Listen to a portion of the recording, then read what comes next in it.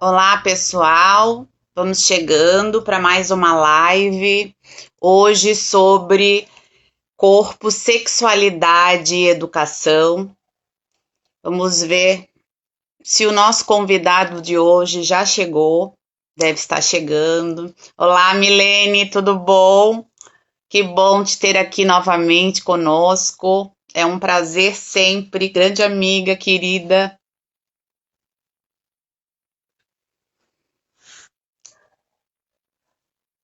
Lindona és tu. Ai, coisa boa. Vamos ver se o Ragô já chegou. Vamos ver quem mais chega. A temática de hoje é muito interessante porque vai falar sobre o autoconhecimento, nosso autoconhecimento, né? Vamos ver se o Ragô entra.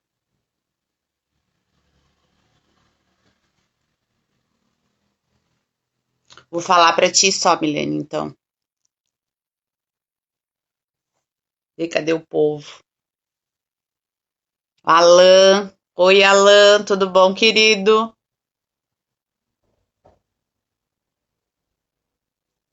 Deixa eu ver se o Ragô já chegou. Ragô chegou.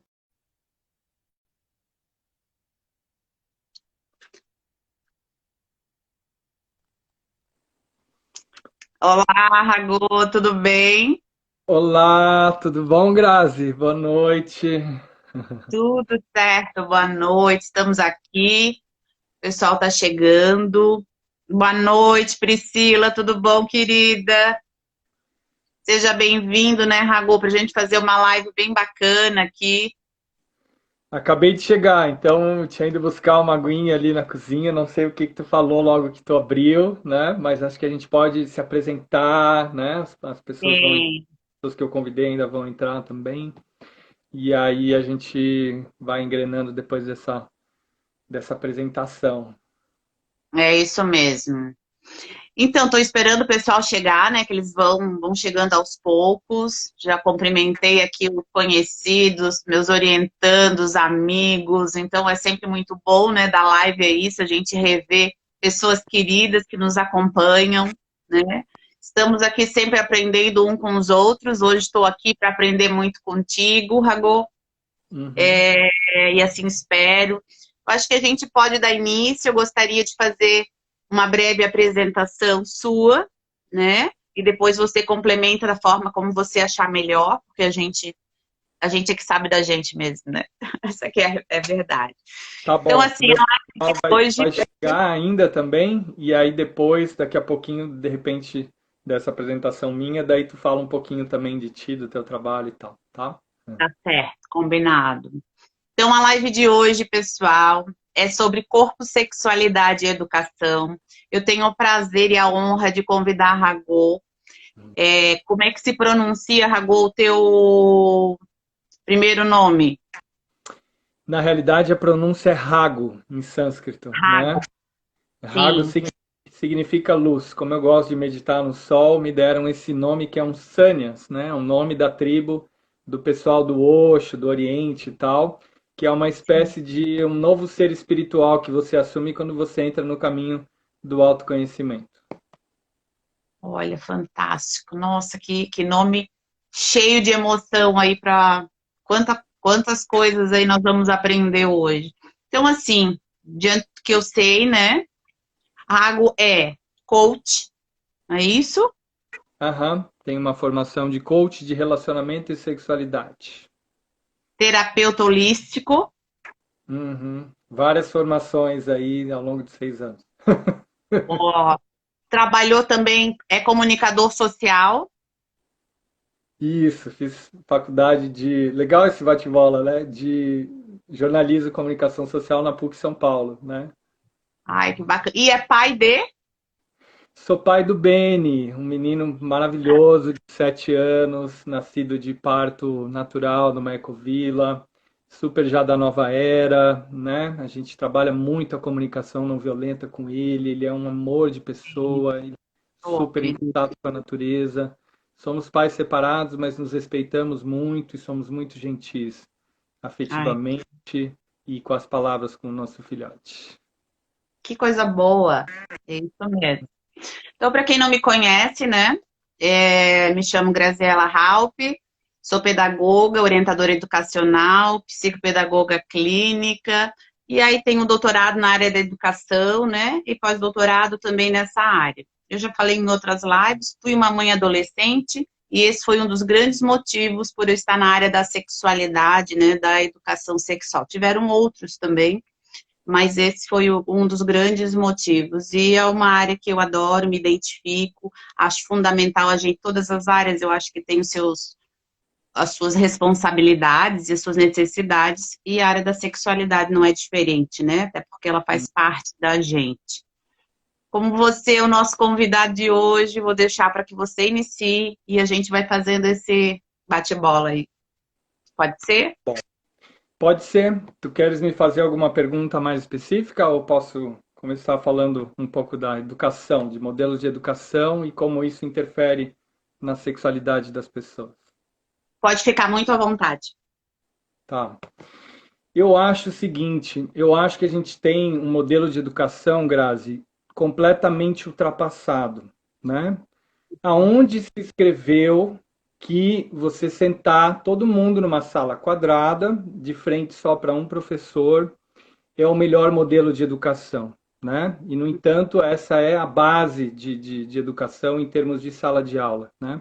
Então, como aquariano, né, e como uma pessoa que estudou em escolas alternativas, né, e que teve uma passagem também por grupos de autoconhecimento, onde se ensina de uma forma um pouco diferente, eu sempre questionei esse modelo, né? Eu acho que sim, é muito importante a figura do mestre, a figura do professor, quem está orientando aquele trabalho, mas existem modelos tão mais interessantes, né? Escola da Ponte tem um modelo onde grupos se reúnem, né? Não existem fronteiras entre as salas e através de um tema que é escolhido, essas crianças, esses jovens vão pesquisar aquele tema, criando pontes entre os grupos com o professor, com bibliotecas, né? Com lugares de ensino. Escolas mais contemporâneas em termos de metodologia adotam também modelos em roda, né, em mais atividades, um número maior de atividades onde todo mundo pode se olhar, né, onde não tem aquela disciplina militar, né, porque até onde eu sei, e eu posso estar errado, você tem muito mais teoria sobre isso, é esse modelo quadrado, todo mundo olhando para um professor e pensa nas crianças, né, que tem toda uma energia no corpo, toda uma força, toda uma potência inquieta no corpo, desde pequenininho ser doutrinado, né, a ficar ali mais ou menos quieto, olhando para o professor e absorvendo conhecimento, absorvendo conhecimento, absorvendo conhecimento. Isso é um modelo um pouco militar, né? Essa disciplina, né? Esse rigor, né? E tem outros modelos interessantes, né? Aqui em Florianópolis tem muitas escolas que são um pouco mais alternativas, que têm modelos europeus, que incluem a manipulação das coisas como o modelo Waldorf, né? Que inclui uma sala de yoga como o Sarapiquá, que é uma sala octogonal, né? E se você for ver a fundo como é o novo espaço da Apple na Califórnia, como é o Google, os filmes que mostram os modelos avançados de educação fundados à tecnologia, são modelos circulares, né? Então essa coisa quadrada, na natureza não existe um quadrado. A natureza tem geometrias circulares, né? Os workshops que eu faço, a gente está sempre em círculo. E nesse círculo surge, além da maestria, a possibilidade das outras pessoas falarem, das pessoas tocarem um pouquinho as mãos uma das outras, cria-se um vínculo afetivo, diminui o ego entre os adultos de sempre querer disputar, né? Sempre querer um senso crítico muito cartesiano, né? De uma sociedade que ainda tem um modelo extremamente cerebral, né? Então eu acredito que é preciso incluir afetividade, né? Nas escolas, é preciso incluir meditação. Uhum. Pensa depois de um intervalo, Grazi. Imagina, a criançada vai lá, toca o terror no intervalo, joga bola, não sei o que, chega suado, e aí o professor pelo amor de Deus, né? E fica assim com uma energia de conflito com a turma para conseguir reprimir aquela energia. Se as crianças fossem convidadas a meditar, por 5 minutos, depois do intervalo, pensa a qualidade de centramento, né, que essa criança que está na quinta série, na oitava série, sei lá, sei lá, daí tem que ver a faixa etária que a criança está pronta para isso, né? Porque tem uma faixa etária muito pequena que ela não está pronta. Olha o ganho de qualidade que se teria no grau de atenção dessa pessoa, né? Então eu acho que a espiritualidade ela tem muito a contribuir para os modelos de educação, né? E a sexualidade é um tabu, né? É um tabu assim que é um problema do ser humano, né? De todas as idades. Eu acho que eu posso abordar a questão da sexualidade depois, mas eu queria de repente te devolver, porque eu sei que tu deve ter uma bagagem também em relação, uma opinião em relação a modelos de educação. E aí a gente Sim, vai, né? Eu falei um pouquinho de educação, tu fala um pouquinho de educação, depois de repente eu abordo o corpo, tu aborda o corpo, e daí pode ser? pode ser sim. É muito interessante a tua abordagem, né? E essa sala de aula tradicional, ela é extremamente criticada já há algum tempo, né? Por isso hoje a gente trabalha muito com a sala de aula invertida. Não sei se tu já ouviste falar no termo. Sala de aula invertida é quando os alunos trabalham mais, não é mais o professor, o que domina o conhecimento, não é? E que só ele faz aquele monólogo sozinho, não é o professor que faz as atividades. São os alunos que trabalham em si, o professor joga perguntas e os alunos vão trabalhar, né? Então, os alunos é como se eles fossem, né? E eles têm que ser o centro, né, de uma sala de aula, de uma educação. Nós estamos Uhum. vivendo agora esse processo da pandemia, né, com estudo remoto, onde veio realmente para modificar, não é? E gerar aí um leque de possibilidades de porque as tecnologias digitais elas vêm a contribuir, né, com tudo isso. Por um outro lado, contribuir no sentido do conhecimento, né? Agora, se a gente for falar do toque, né, da aproximação, dessa afetividade que Valon vai trazer, é diferente, né? A gente precisa desse contato, por isso nós estamos aí com um número alto de ansiedade, né, entre os jovens, né, que querem sair, entre as crianças, né? Todos esses contatos são muito difíceis porque a gente realmente nesse momento não é possível, né? Pela pandemia, mas é necessário. Então, tu trouxeste também a Escola da Ponte, né? A Escola da Ponte, ela não tem, né, paredes, digamos assim. As salas de aulas, elas estão juntas, né? As salas de aula, os grupos de estudo, né? Com faixas etárias diferentes. Então, ela traz um modelo completamente diferente do que a gente vive, né?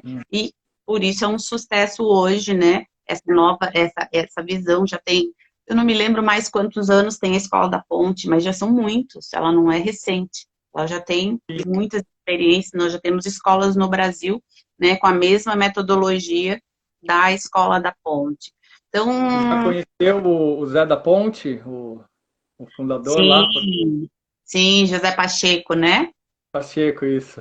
Ele é Isso mesmo, maravilhoso, né? excelente. Eu vi uma palestra dele, ele sentou, aproximou a cadeira dele, era um centro budista com Padma Santen aqui em Florianópolis, não sei se tu conhece Padma Santen, vem da Não. URG, ele era professor de física quântica e daí antes se aposentou, ou antes de se aposentar ele virou monge budista, né? E aí ele promoveu um ciclo de debates aqui em Florianópolis sobre educação, ele chamou o Zé da Ponte. O Zé sentou, aproximou a cadeira dele das pessoas e falou, me façam pergunta. Eu estou aqui Uhum. para trocar com vocês. Eu quero dinâmica. Adoro E ele, é aí incrível, é ele fantástico. trazia os conhecimentos a partir da ponte entre as perguntas das pessoas. E foi É, maravilhoso. é isso. Tenho alunas aqui me ouvindo, nos ouvindo, né? E se elas pudessem fazer ali os comentários, elas podem, porque elas sabem das minhas aulas, e muitas aulas eu trabalho. O tema hoje é esse. Comecem a pesquisar e a discutir sobre. Vocês estão com esse tema, eu jogo para eles, olha, tal tema. Quem se identifica com esse tema, por exemplo, né? Tenho que trabalhar vários tópicos, aqui eu tenho alunos do mestrado, tem que trabalhar isso aqui na disciplina, tal, tal, tal, tal. Quem se identifica com esse? Aí tá o grupo, pode pegar. Vão passear, vão fazer, daqui a pouco vocês voltam para fazer uma apresentação para a turma e eu começo a fazer perguntas e a gente começa a dialogar. Então, assim, a gente precisa colocar o nosso aluno para pensar, ele precisa trabalhar. Não sou eu que tenho esse conhecimento, eu sou uma ponte, né, mediadora nesse processo. Então, a gente precisa realmente, né, mudar aí a sala de aula. Uhum. É isso. E quando a gente fala em sexualidade, Então, a sexualidade, no ponto de vista assim das terapias que trabalham a sexualidade, ela é um chakra, né? Ela é um centro de energia do corpo. Então, ela está localizada ali no segundo chakra. E esse segundo chakra, ele é o chakra também das emoções, né? E ele está perto do primeiro chakra, que é ligado à sobrevivência, ao nosso instinto de fuga, ao nosso cérebro reptiliano, à nossa animalidade, à nossa relação com a terra, com a matéria, o reptilzinho que ainda sobrou na gente, né? É muito perto a sexualidade desse chakra. E a sexualidade também é muito perto do chakra do poder, né? Que é o terceiro chakra, que é o chakra dos empresários, da ambição, né? Da afirmação, que equilibrado ele pode ser muito bom para desenvolver o poder da fala, né? Para desenvolver o enfrentamento das situações da vida. Mas desequilibrado ele gera essas disputas de poder, né?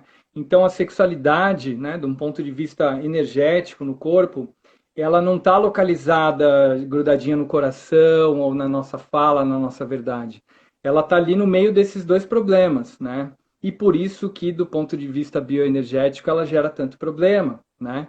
Então, por exemplo, quando um homem, né, tem uma mania de trair e ele acha isso interessante, né, ele está excitado por um hormônio chamado adrenalina, que é um hormônio de medo, é um hormônio de fuga, tem uma excitação que é o medo de ser descoberto, né? Então uma relação com prazer bastante primitiva ainda, né? Ou então um homem poderoso usa o poder dele para ter acesso, né, a mulheres e tal, através do dinheiro, através das posses. Ele também está conectando a sexualidade com algo que pode talvez preencher o ego dele, mas não vai ser bom para as outras pessoas, né? O que eu quero dizer com isso? Os adultos têm a sexualidade ainda muito mal resolvida, né? Como terapeuta, com o que eu me deparo? Os adultos, eles querem ter uma vida boa, mas eles muitas vezes mudam o percurso da vida dele por conta da sexualidade. Então, você começa a conversar com a pessoa em terapia, ela fala assim: "Ah, eu estava fazendo tal coisa em tal lugar e tal. Daí eu conheci fulano, né? Daí eu conheci fulana. E aí eu tive que mudar porque a gente resolveu morar junto, porque eu fui para outra cidade, não sei o que e tal. Então, olha só como existe uma dimensão da sexualidade afetar as nossas vidas. Se você ouvir a história de vida da pessoa, muito dificilmente ela vai falar que ela teve uma carreira reta que não foi cortada por uma relação que abaixou a energia dela, que potencializou, que desviou e tal, né? Então, eu acho que para que a educação, né, os filhos e os alunos tenham um pouco mais de clareza, né, do que eles têm que saber, não têm que saber na primeira infância, né, na adolescência, os pais precisam estudar através do autoconhecimento, né, e através da educação, através das teorias, um pouquinho mais o seu próprio ser, como é que eu sou na minha sexualidade? Que legado eu deixo nas minhas relações? Né? Como é que é o meu casamento? Como é que é a minha relação com a minha companheira, com o meu companheiro na frente dos meus filhos? Eu tenho consciência do que eu estou falando na frente dos meus filhos? Desde os 3, 4 anos, eles já sentem a vibração, a energia das minhas palavras. Né? Eu troco afeto de mais, de menos na frente deles. Né? Eu tenho essa relação de verdade com o meu companheiro, com a minha companheira. Quando eu termino uma relação, que mensagem eu deixo para essa pessoa que foi embora, né? Então, na minha área, né, quando eu atendo com sexualidade, claro que chegam pessoas mais com problemas, né? Porque se elas estivessem super bem resolvidas, talvez elas não viriam até mim, né? Mas é nítido, né? É nítido que a sexualidade é uma questão que corta a vida de todos nós, né? É um grande tabu, porque muitas vezes só se fala de forma fechada, nos consultórios, nas terapias e tal. E ao mesmo tempo eu vejo, Grazi, uma evolução nas gerações. Porque a minha geração, a sua geração, né, a nossa geração, ela já é um pouco mais gentil com os filhos. Ela já vem em um contexto em que já se discute, se aceita um pouco mais a homossexualidade, em que já se entende que não basta a gente trabalhar, trabalhar, trabalhar, trabalhar, ficar estressado e depois jogar na cara dos filhos, mas eu te dei educação, eu me sacrifiquei por você e tal. E de repente aquela pessoa que teve educação, mas não teve um carinho, não viu uma sabedoria, né? Não viu uma paz, não viu uma energia de tranquilidade, de consciência nesse pai, nessa mãe, não vai ter uma potência. Se o filho tem um pai autoritário, ele tem a voz dele cortada, castrada, né? Ele perde confiança, né? Então, uma educação afetiva, que os pais tenham consciência de como, além de ter, né, de prover, né, de serem provedores, entenderem a importância de ter algum carinho com os filhos nas idades apropriadas, da forma apropriada, né? E o que não ter também, né? O que não ter também, como a gente estava comentando, porque em certas faixas etárias é muito importante que seria muito importante, né? Eu acho que tu concordas comigo, que os pais dissessem para as crianças, olha, tal região é uma região que você pode tocar, mas que ninguém mais pode tocar, né? Porque os pequenos traumas que começam na sexualidade da criança geralmente são toques de adultos e às vezes é na família, né? Às vezes é um amigo da família, às vezes é na casa da pessoa, né? É muito mais comum esse tipo de abuso do que uma coisa na rua extremamente violenta que também acontece, né? E aí começa o bloqueio, né? Uma vez que a pessoa recebeu um toque indevido, uma vez que na adolescência perdeu a virgindade de uma forma inconsciente, bebendo ou alguma coisa traumática, os meninos também, se forem educados só vendo filme pornô e achando que aquela coisa horrível é como ele vai mostrar a potência dele e tal, né? E eventualmente não tem ereção e daí já se frustra na primeira relação por broxar ou qualquer coisa assim, né? Então, eu vejo essa importância de se falar a respeito e de os adultos entenderem que eles precisam se desenvolver em termos de autoconhecimento em relação à sua própria sexualidade. O que a sua sexualidade gera no seu entorno? Gera beleza, gera criação, é uma sexualidade segura, é protegida, é potente, é conversada, é honesta, né? E a partir dessa posição de mais honestidade consigo, de mais verdade consigo, aí o adulto pode transmitir uma verdade, né? Com tranquilidade nas diferentes fases da vida de um jovem, de uma criança, de um adolescente. É exatamente, sabe, Rago. É Rago, né? Mas só me fala de novo. Ah, isso. Água? Pode ser rago, pode ser ébano, porque nesse campo da educação o ébano é bem presente também. O ébano que trabalhou com escolas, trabalhou com comunicação relacionada à educação, com outra Mas como é que preferência. tu tá acostumado que te chamem? Olha, nas lives é quase sempre o Rago, né? Que trata mais Ah, da sexualidade. Mas aqui poderia ser o ébano também, como tu preferir. eu vou ficar com o Rago que tá mais fácil já. Tá? Mas Rago, ébano, como é importante, né, essa questão do autoconhecimento, da conversa, dessas aproximações, porque eu percebo, já falei em outras lives, assim, o quanto é difícil para algumas pessoas, né, eu escrevo até nos meus posts, como é difícil simplesmente falar duas palavras, né, com duas sílabas, que é pênis e vulva. Uhum. Impressionante, tem pessoas que custam, sabe, a falar, a ouvir. Eu tenho uma professora que numa das formações que eu dei, ela precisou sair, ela me pediu licença. Eu não consigo ouvir essas duas palavras, né? E ela pediu licença da sala e saiu. E o quanto é difícil, né? E aí tem toda uma história por trás de repressão, né? Tem toda uma história da sexualidade não ser discutida, não ser falada, ser algo cheio de mitos, de tabu, né? E para o nosso órgão sexual a gente simplesmente dá apelidos, né? Uhum. São muitos os apelidos. Eu já falei aqui da tese da professora Eliane Maio, da USP, né, que fez a pesquisa em 5 capitais brasileiras. E 800 e poucos nomes conseguiu Uhum. para o órgão sexual da mulher só em 5 capitais. Eu estou falando de 2011, então já faz um bom tempo atrás, né? E A coloca assim, maioria, e a maioria vulgares, né? A maioria desses nomes provavelmente são vulgares, pejorativos, machistas, né? Exatamente, exatamente. Então, assim, prefere, né? Algumas pessoas, muitas, darem apelidos do que simplesmente dar um nome, né? Científico, que é do nosso corpo, como a gente fala para o braço, para a perna e assim por diante. Então, tudo isso impede, só que bem como tu colocaste, nós estamos num outro momento e a gente já consegue ter uma participação maior, né?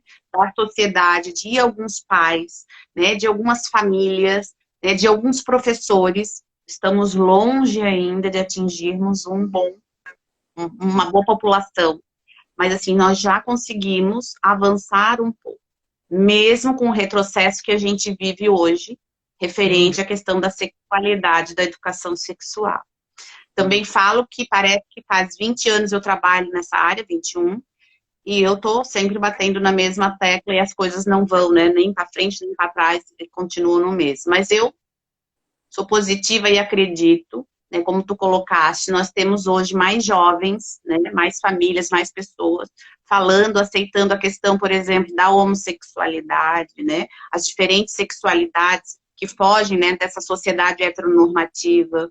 Nós temos famílias que querem realmente conversar com seus filhos, estão atentas, né, a ouvi-los, a escutá-los, a perceber o que eles precisam. E Uhum. aí nós temos a questão do afeto, né, dessa importância desse diálogo, porque toda educação, seja ela sexual, qualquer, né, a educação de uma forma geral, ela precisa do diálogo. Aí estaria Paulo Freire, né, o grande Uhum. mentor aí da educação brasileira, para dizer da importância, né, da amorosidade no diálogo, né? Então, é fundamental. Agora, o quanto que as pessoas precisam. Então, assim, essa falta de autoconhecimento do seu corpo, né, da vontade de se falar, né? É, eu costumo dizer, Rago, que as pessoas, elas não têm culpa, tá? Nós vivemos numa sociedade que ela foi construída dessa forma, preconceituosa, com uma sexualidade cheia de mitos, de tabus, né?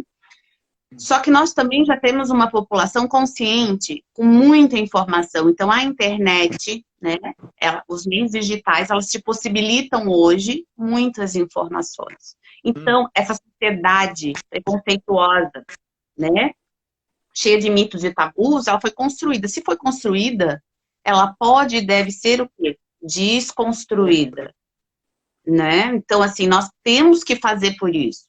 E aí eu poderia te dizer da quantidade de malefícios, né? Que essa falta de conhecimento do outro, da sua sexualidade, porque quando a gente tem, eu até queria te ouvir um pouquinho, assim, da dificuldade das pessoas se autoconhecerem, né? Do seu Uhum. corpo, de trabalhar as questões do seu corpo, dessa falta de coragem de abordar assuntos tão simples, né? Uhum. Dentro do meu ponto de vista, do quanto eu já trabalhei, do quanto eu já estudei, é, que é abordar as questões da sexualidade. E a gente vai ter aí uma série de complicações, né, principalmente na adolescência, que depois eu vou deixar para o final, eu vou trazer alguns dados, né, que chocam, porque eu entendo que a gente precisa mudar.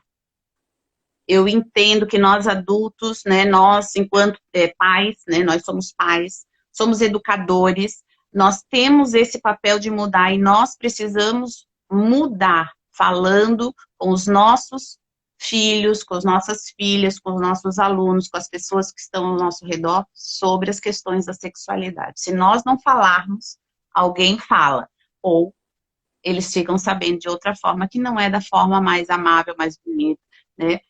Mais certa, né? Digamos, não certa, mas a mais fidedigna. É. E a questão é que a história ela é feita de ciclos, né? Quem é um pouco Uhum, mais das áreas das humanas, então a gente tem ciclos mais progressistas, né?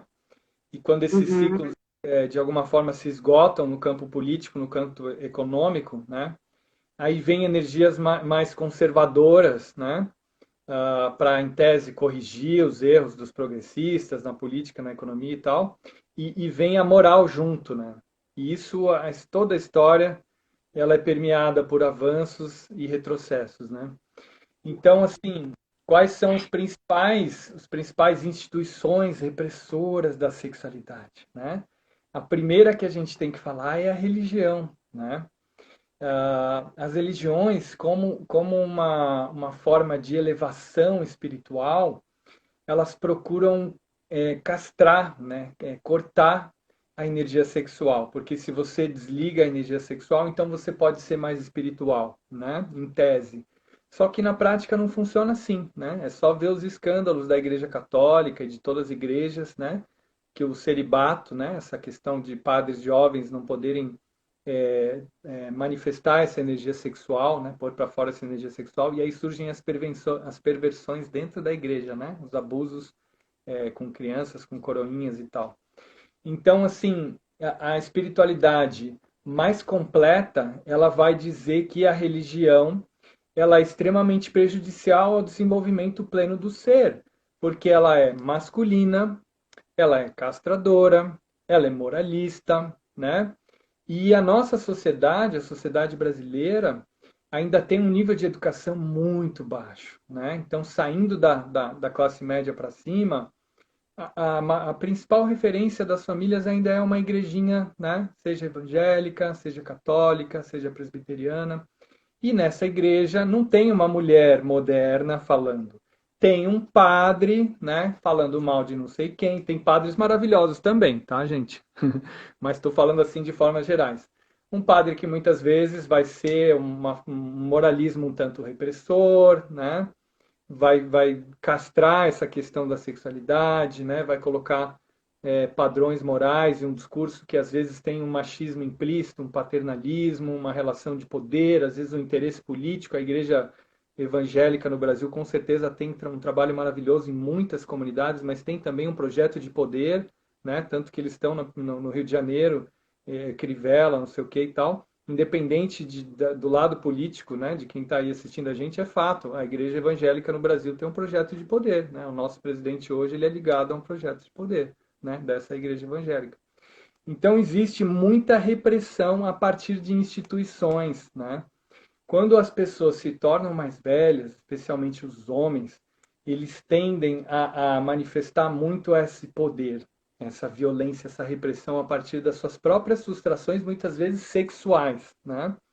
Então eu acho que isso que tu falou da comunicação, né, que é da gente se empoderar para falar mais sobre a sexualidade, para ter ambientes escolares onde na adolescência se fala, porque senão os adolescentes vão aprender da pior forma, com os termos mais sujos, com os filmes mais violentos e tal, né?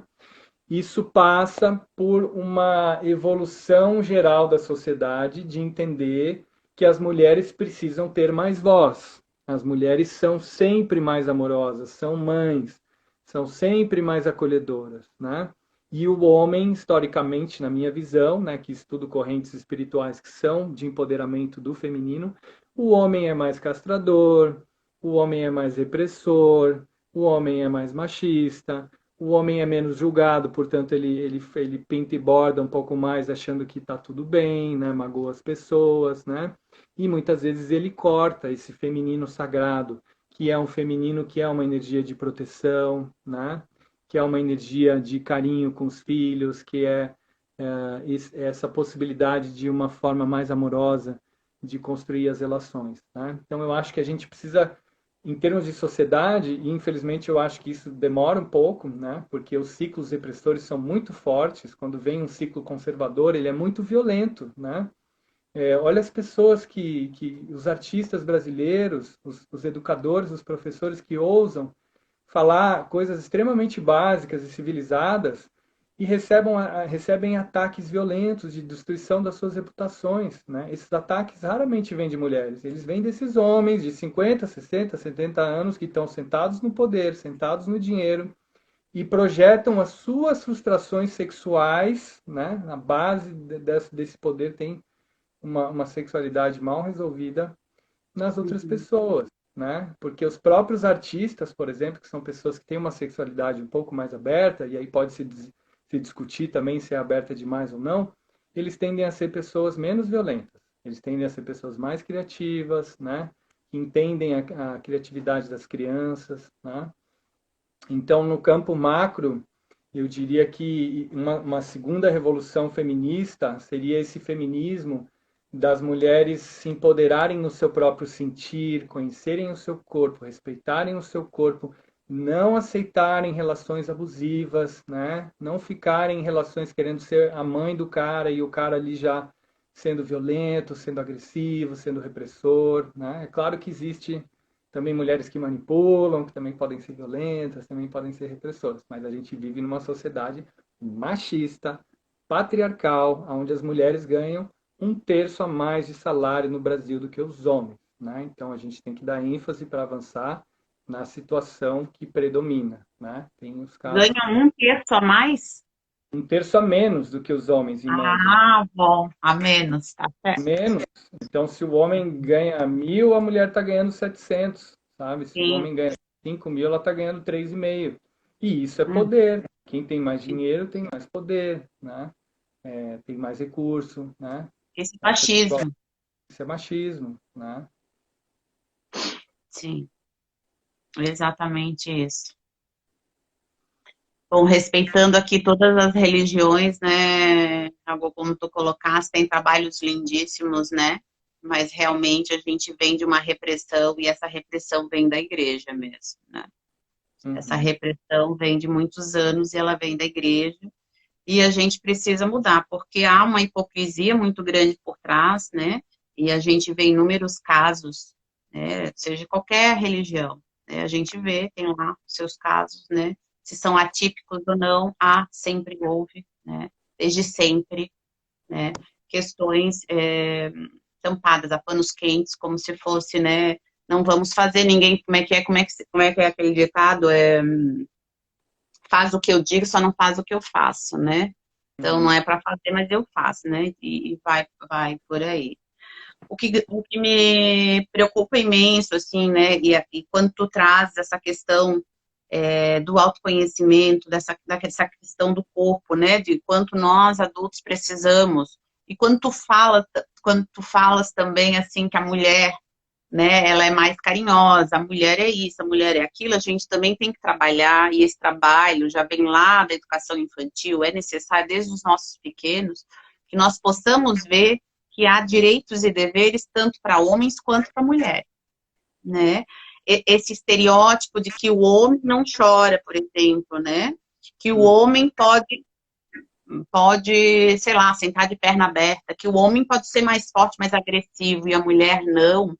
Esses estereótipos, esses padrões estabelecidos, também a gente precisa cortar, porque hoje nós temos, né, mulheres e homens com padrões semelhantes, porém, não aceitos, né? Então, se uma mulher senta com a perna aberta, ou se uma mulher é mais grosseira, vão dizer que ela é uma mulher masculina, né? Ou Então, isso desequilibrada. também O homem pode dar desequilibrar. um empresário pode dar um piti e aquilo é visto como uma masculinidade, uma força. E se a mulher dá um É, piti, aí ela tá com TPM, é louca, né? Quantas vezes a gente vê isso na política, nos meios mais altos, assim, né? Como é diferente a abordagem, né? exatamente, mas por um outro lado, Ragô, também tem os homens que são mais sensíveis, aqueles que choram, que são mais delicados, e também são, né, recriminados, né? Uhum. Esses são mais afeminados. Então, assim, esses padrões, precisamos romper com esses padrões, né? Para começar, seria isso, né? Homens e mulheres podem tudo e devem ser da forma que se sentirem, se identificarem, da forma que for. O que nós precisamos em primeiro lugar, dentro do que eu entendo, é o respeito, né? As pessoas como elas são. E que isso não ultrapasse o outro. Porque nós Uhum. também temos, o meu limite vai até onde eu não ultrapasse o limite do outro. Eu tenho que ter, né, esse respeito por cada um do ser. Né? E a Uhum. dificuldade, na grande parte das vezes, são padrões estabelecidos por uma sociedade machista, por uma sociedade preconceituosa, né? Por uma sociedade heteronormativa, Uhum. né? Onde outras orientações sexuais não entram. E aí, trazendo uns dados, eu queria que tu me dissesse, Rago, qual é o horário, o tempo que nós temos? Tu sabes?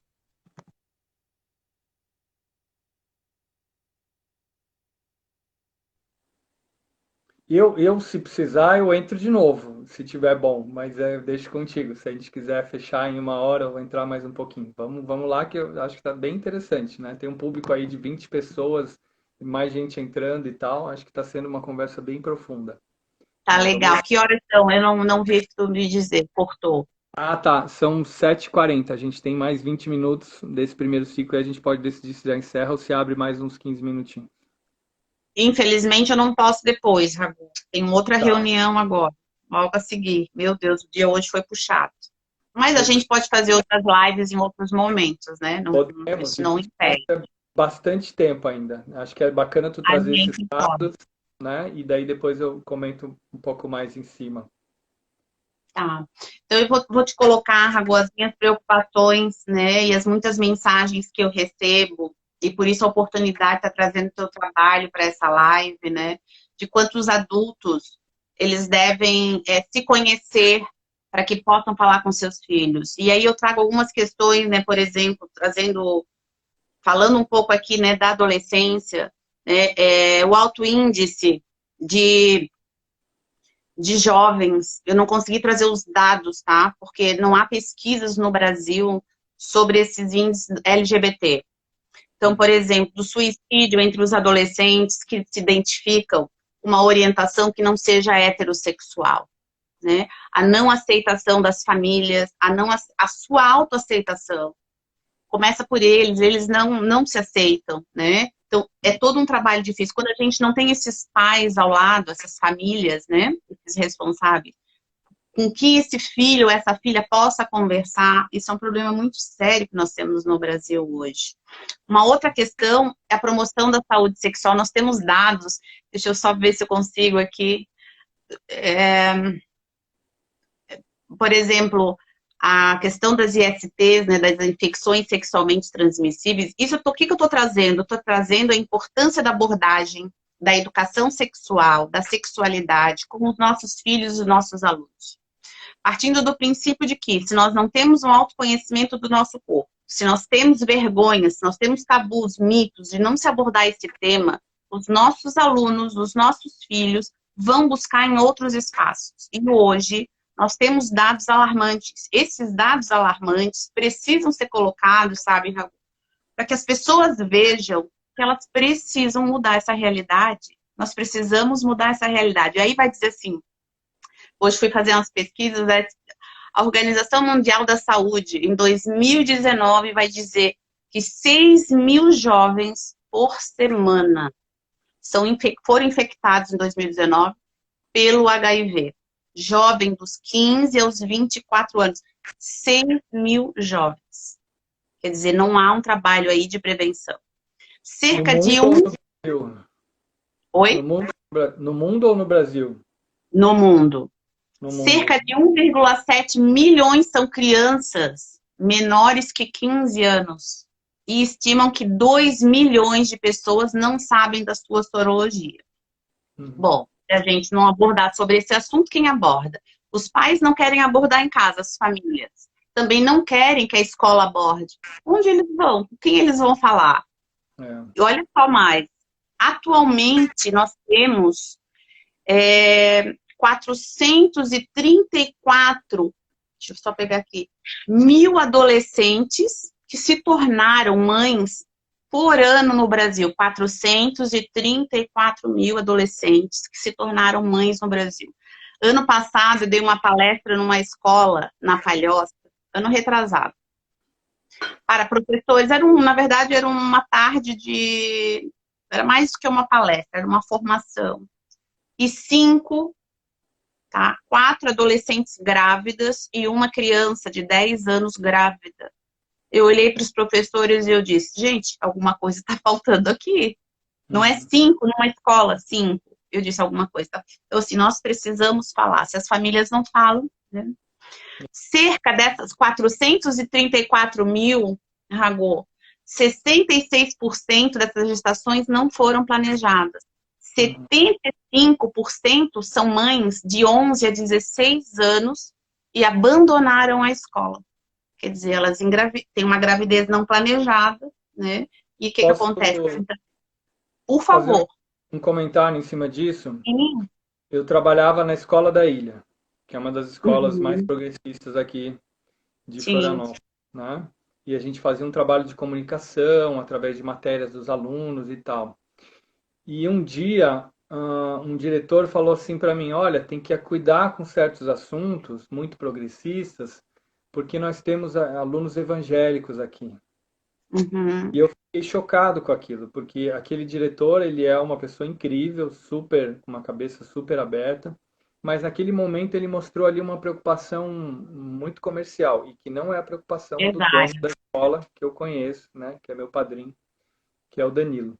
Então, assim, olha o momento que a gente vive, né, em que a gente não consegue entender a importância da laicidade da educação. Na Uhum. França, na Europa, durante tanto tempo a igreja dominou a sociedade, né, com o obscurantismo em relação a tanta coisa, que é muito separado, né? As questões de igreja não podem interferir na educação, né? Não podem interferir no Estado. E o que a gente está vivendo aqui, né, não só no plano macro, mas no plano micro, é pessoas com baixo grau de instrução, com baixo grau de civilidade, influenciadas por uma igreja conservadora, né? Por igrejas conservadoras, e isso interferindo na liberdade dos professores que se formaram, estudaram, né? Até de se expressar com naturalidade, por conta de uma questão de vigilância, de repressão, de alguns poucos pais que vêm com uma energia muito violenta dizer que a escola não pode abordar tal e qual assunto. E qual que é a consequência disso? Meninas grávidas, né? Porque o que não se fala não se gera consciência. Eu trabalho com pessoas, eu recebo as pessoas que eu atendo, a maioria não são casais extremamente estáveis, corretos, né? E aí é visível que essas pessoas solteiras têm mais dificuldade de ter clareza, né, sobre a própria sexualidade, sobre os padrões, sobre como lidar. E quando você tem uma estrutura familiar um pouco mais sólida, né, um pouco mais sólida, é mais fácil transferir isso, transmitir isso, né? Os pais que permanecem juntos e que têm mais recursos de educação, eles têm mais segurança para tratar desses Uhum. assuntos, né? Agora, se a gente deixa com que poucas pessoas, né, mais violentas, mais conservadoras, imponham a verdade delas, né, e reprimam a possibilidade do Estado ser laico, da escola ser laica, a consequência é essa. Quando se tem um bom núcleo familiar e se conversa com os filhos, né? Todos os meus amigos que vêm de um núcleo familiar um pouco mais sólido e progressista, eles não tiveram filho precocemente. Eles tinham a clareza na hora da relação sexual de se proteger e de proteger, né, o companheiro, a companheira. Sim. Quando não tem, isso vem da educação. Na escola ainda não está, porque a escola tem medo. Se a escola aborda, os pais conservadores reclamam, a escola fica com medo.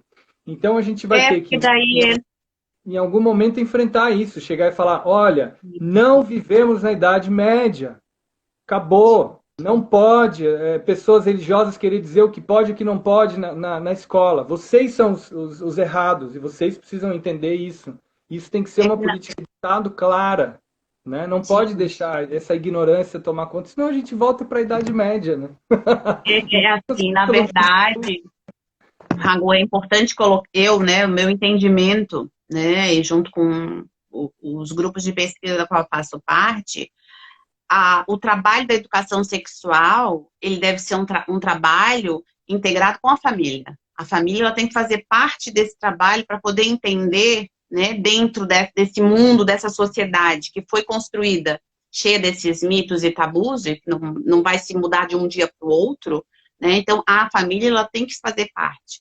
Nós partimos do princípio que a primeira educadora sexual é a família.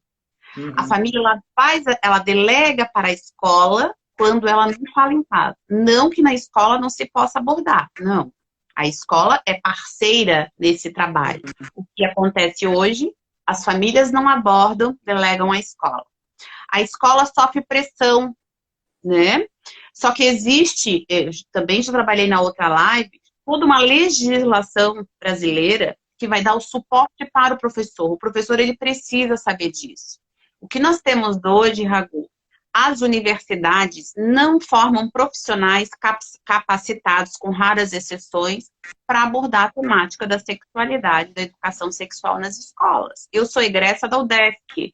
Então, na minha formação lá em 2000, tinha a disciplina obrigatória de educação e sexualidade.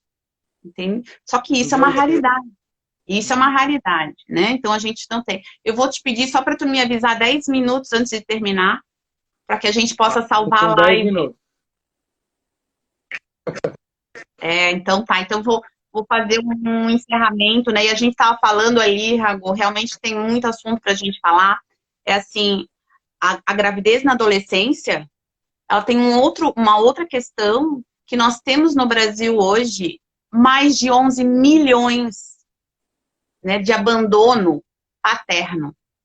Então, nós temos que trabalhar na adolescência, a gravidez, sim, e a responsabilidade tanto da maternidade quanto da paternidade.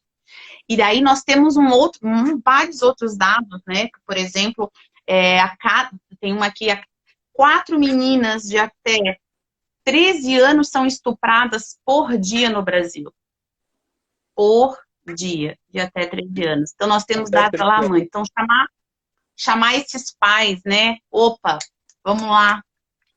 Alguém precisa falar, nós precisamos falar. E a escola, ela precisa se colocar, se impor, né? Porque se as famílias não fazem, ela tem que se impor, chamando as famílias para esse debate, né? Nesse projeto em conjunto, um projeto político-pedagógico, juntamente com a escola, com a comunidade, para desenvolver esse trabalho. Mas ela precisa se impor a uma legislação brasileira que coloca, né, a possibilidade desse trabalho, né? E tem que ser feito de alguma forma. Que nós possamos, Rago, nos encontrarmos, né, mais vezes em outras lives, para que a gente possa falar. Uma hora passa muito rápido. Eu quero te agradecer muito. Vou deixar para te fazer as últimas palavras, né, a tua participação. Muito obrigada mesmo por estar aqui. Então, eu te agradeço de coração por essa oportunidade. Eu fui parar nesse campo da sexualidade. De alguma forma eu fiz comunicação na minha formação por influência familiar, mas eu queria muito ter feito psicologia, sempre tive uma ligação com, né, com educação, com psicologia. Então estou podendo revisitar aqui. 6 anos atrás eu trabalhava com escolas, né, trabalhava um pouco com esse estudo de modelos de educação diferentes, comunicação nas escolas, consultoria.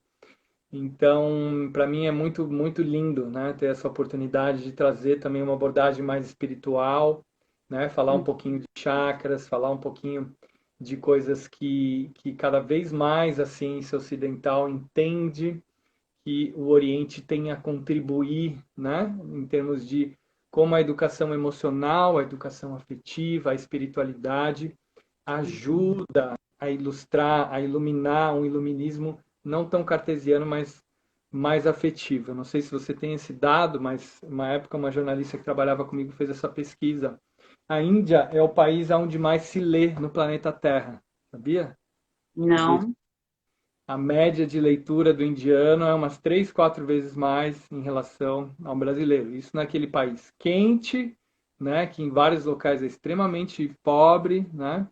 Tem um índice de leitura altíssimo. E essa pesquisa revelou que existe uma relação entre paz interior e educação, né? Entre as sociedades que se investigam, né? Que tem, a Índia tem o Ministério da Espiritualidade na Índia, né?